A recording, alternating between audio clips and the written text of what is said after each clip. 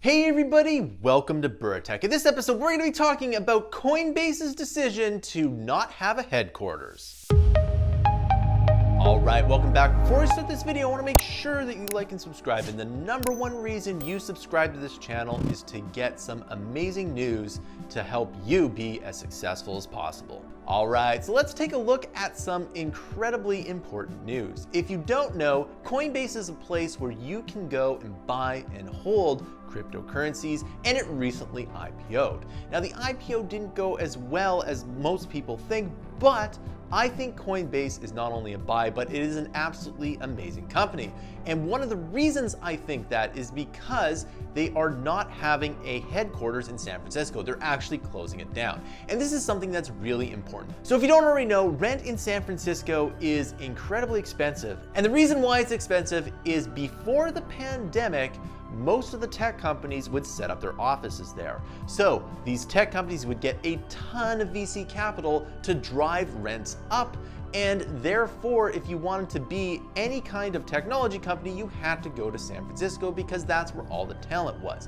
But when the pandemic happened, work from home started to happen and the expensive offices of San Francisco were no longer necessary. In addition to this, California has increased a lot of regulations and companies are moving to Texas where there's less regulations, less taxes, etc. So not only are people leaving California, but it doesn't make much sense to have a big office. Now, if you've been a fan of this channel, I always like to say that I like having an office because it's a place where I can go to and just be alone and work, and I think this is really good. But for most people, if you just have a room, or if you have a room, let's say above your garage, or just some kind of place where you can go to work, this is ideal. Now, the thing about Coinbase is that since it deals with currency and decentralization, it makes sense to have no headquarters at all. And I think they're actually going to be quite successful. So as the vaccines are rolling out in the United States, a lot of companies are starting to return to work, and there will be companies that will recall all of their employees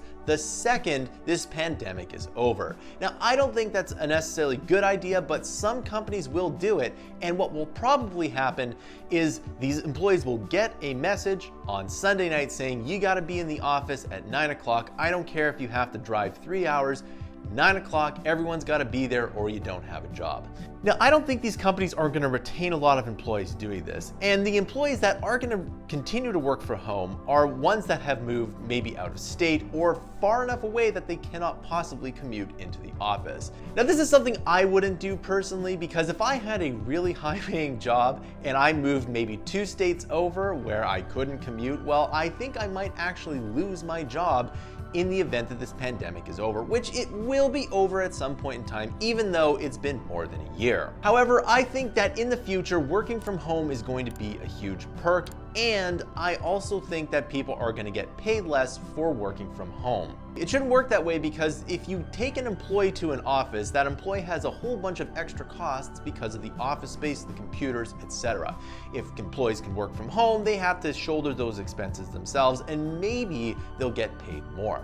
Now, of course, there will be companies that will actually pay more for the top talent, and the question is whether or not these companies are going to succeed. Can you make a huge company and make it successful by getting people to work from home?